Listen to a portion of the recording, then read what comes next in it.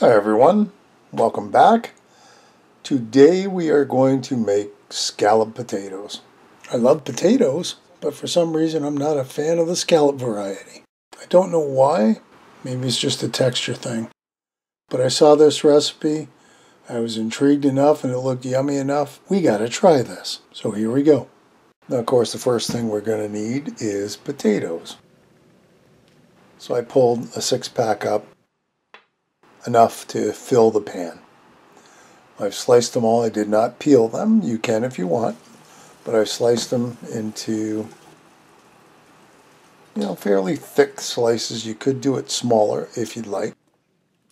I'm going to put them in some cold water until we're ready to use them, because we've got other stuff to get ready first.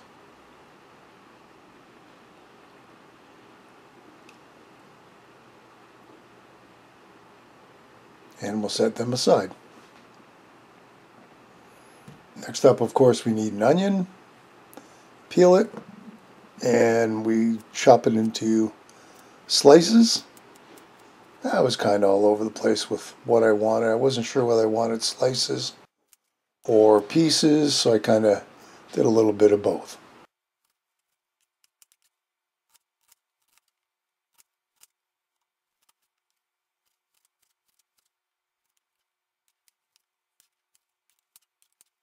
And that looks like about the right amount. Put that in a pan. Let's get it over to a frying pan. And we're going to cook these down. Medium-high heat. A little bit of oil on the bottom. And you can see they're just starting to brown up now. They're looking good. We'll let them cook for a few minutes until they're a nice golden brown. We'll take them off the heat and put them back in the pan until we need them.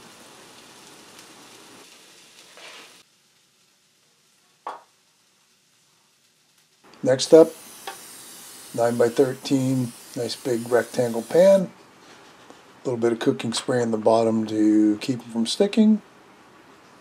Now we'll go back to our potatoes. I did not dry them. I'm literally taking them right out of our bowl of cold water. And you want them fairly even in the bottom of the pan. That looks good. So on to our next step, of course, is the onions that we sauteed earlier. There they are. Now, of course, spreading them out even is a little problematic when they're cooked. But, it's a trade-off. I like the taste of them when they're sauteed as opposed to raw, but they spread easier when they're raw. Not the end of the world. If you really have to get them fully covered, make twice as many onions. That'll work too. So these are spread out fairly evenly. Next we've got to make our sauce.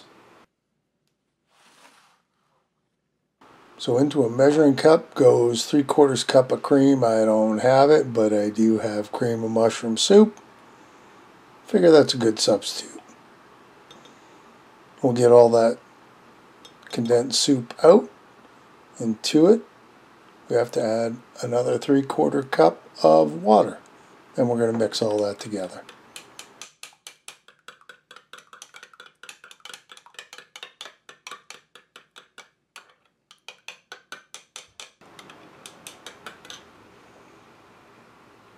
But first,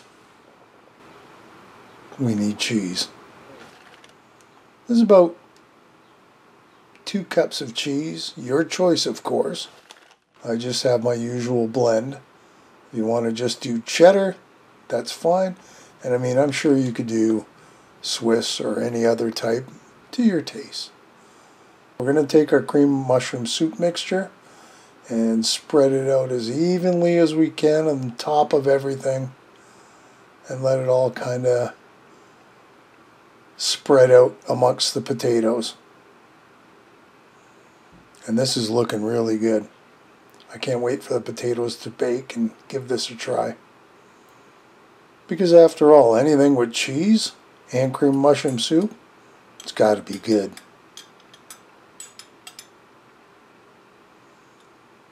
And on top of this, we're going to sprinkle some Parmesan.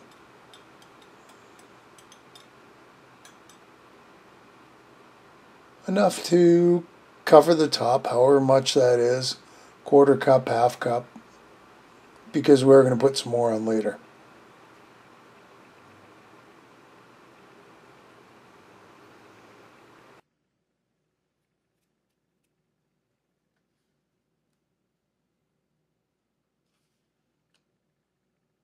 So it also called for nutmeg, teaspoon of nutmeg. Okay, we'll give it a try. Of course, we can't forget the minced garlic, 2 to 3 teaspoons will do. And to it, some bay leaves. I put, I don't know, 5, 6 in. I'm not really a bay leaf kind of guy, but if it works, it works. The recipe also called for a teaspoon of thyme, if you've got it. And of course, I wanted pepper on it. So always just sprinkle a good teaspoon worth of pepper.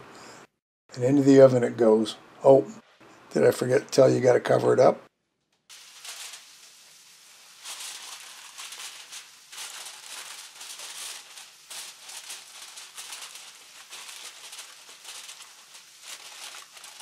And then into the oven it goes. That would be at 350 for anyone that's keeping track. So here we are 10 minutes later.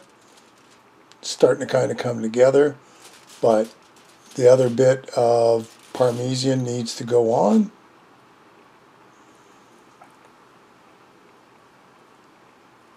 And you can always add more, of course. So we're going to cover this up, put it back in the oven, and about 10 minutes-ish to go. We're going to pull it out like this. We're going to take the top off and just check everything out. It's been cooking at this point about 20-25 minutes. But we're going to put it back in the oven. And there you go when it comes out. Now that looks really good. I can't wait to get a spoon and dig into it. It's a little crispy on the bottom, but not much. But it's a nice change to a regular mashed potato. It's nice and creamy and cheesy. And I hope you'll give it a try. So thanks for watching. If you like this, give me a thumbs up. If you want to share it, be my guest. I'd like that. If you haven't subscribed, please do so. Hit the bell. That tells you the next time I upload a video.